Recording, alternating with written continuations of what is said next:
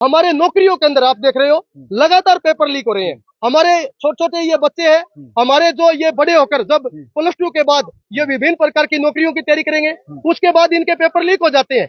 बच्चों का भविष्य अंधकार में जा रहा है ना। विक्रम इंदौरा उनकी आवाज बनेगा। पेपर लीक में पारदर्शिता कैसे आए, इसके लिए युवाओं की आवाज बनेगा।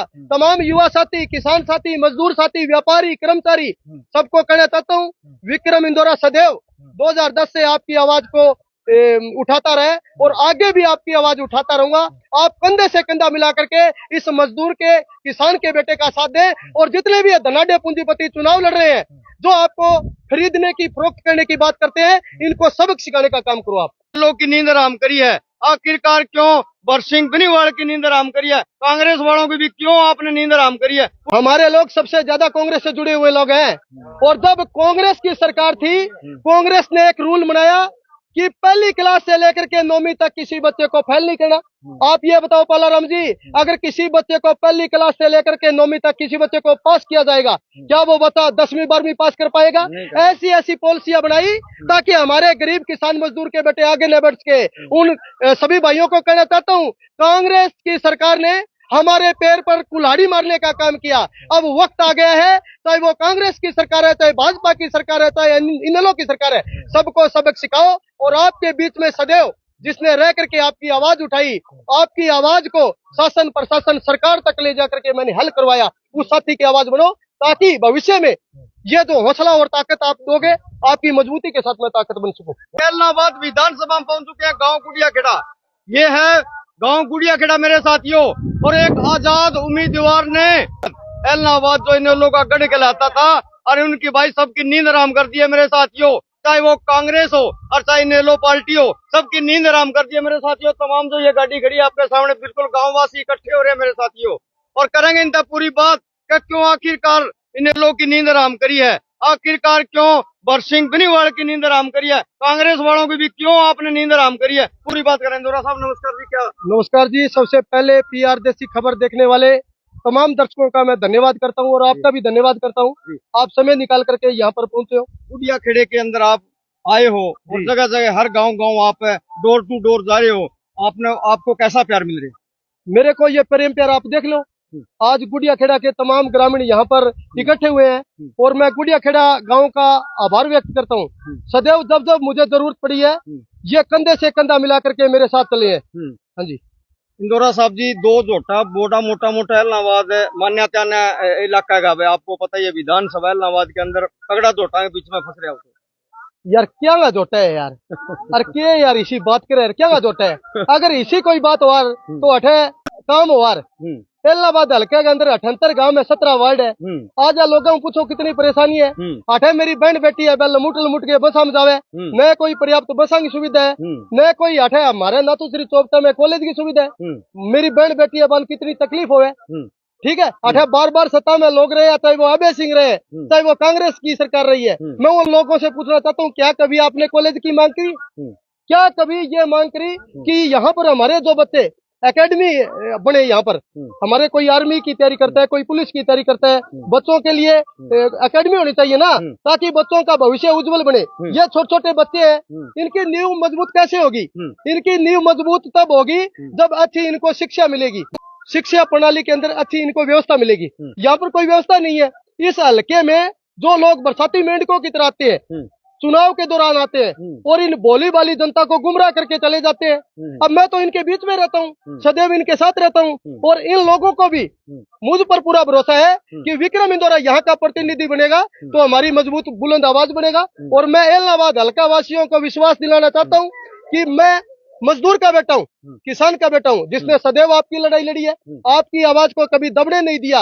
और एक तरफ तो ये पूंजीपति लोग हैं और दूसरी तरफ ये मजदूर का बेटा है। अब लोगों को तय करना है, लोग किसे चाहते हैं। हर वर्ग के साथ में आप कंधा से कंधा मिला के लगातार साथ देते हो, चाहे वो मजदूर है जी, चाहे वो किसान है जी। और बिल्कुल काफी दिन पहले एक आपकी वीडियो वायरल हुई थी जी, किसानों ने आपको बिल्कुल खुल के समर्थन दिया था जी। किसानों ने ये भी कहा था कि हम किसी पार्टी के साथ नहीं, हम तो विक्रम इंदौरा के साथ में हैं। वो पूरी कहानी क्या थी?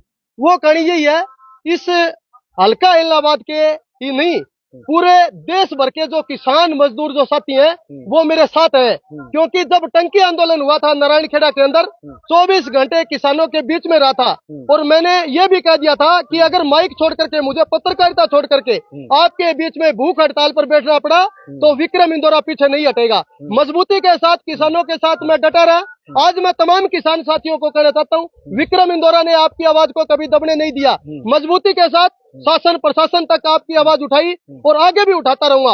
आज देखो, ये चुनाव के दौरान यहाँ पर हम लोग मुद्दों को लेकर के राजनीति कर रहे हैं, काम को लेकर के राजनीति कर रहे हैं, और तमाम जो यहाँ के राजनेता रहे हैं, चाहे वो अभय सिंह चौटाला रहे हो, चाहे वो कांग्रेस की सरकार रही हो, मैं तो ये कहता हूँ कांग्रेस सांपनाथ है और भाजपा नागनाथ है। हमारे मजदूर किसान साथियों पर दोनों पार्टियां डंक मारने का काम करती है। मजदूर की कोई आवाज उठाता है? मजदूरों की तनख्वाह 700 रुपए प्रति दिन हो, कोई आवाज उठाता है? मजदूर जो हमारे पंजीकृत मजदूर है, उनकी हारी बीमारी घर में हो जाती है, तो मैं चाहता हूँ 5 लाख रुपए उनको राहत कोष में मिले। अगर उस मजदूर की डेथ हो जाती है, 20 लाख रुपया राहत कोष के रूप में उसको सरकार देगी, और ये तभी संभव होगा जब यहाँ की जनता मुझे प्रतिनिधि बना करके विधानसभा में भेजेगी।